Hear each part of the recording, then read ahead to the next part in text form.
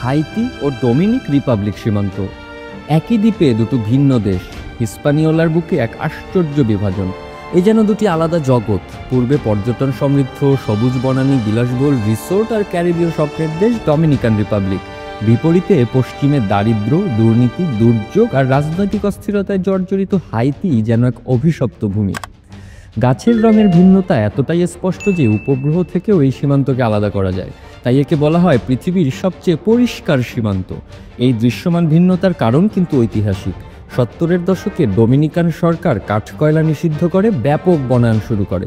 ফলে সৃষ্টি হয় সবুজ বন, আর্দ্র পাহাড় ও প্রাণবন্ত প্রকৃতি।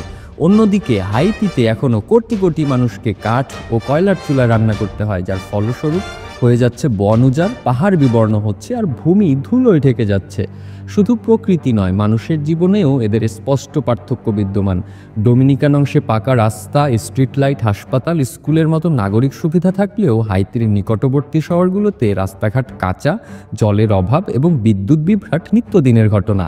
কিছু স্থানে কাঁটাতার ও কংক্রিটের প্রাচীর সীমান্তকে আলাদা করেছে, আবার কোথাও তা ভেঙে গেছে, যেখানে ক্ষেত, নদী বা কাঠের সাঁকোর ওপর দিয়ে মানুষ প্রতিদিন পারাপার করে। এই সীমান্ত শুধু দুটি দেশকে নয়, দুটি জাতির ইতিহাস, বৈষম্য ও বেদনার প্রতিচ্ছবি।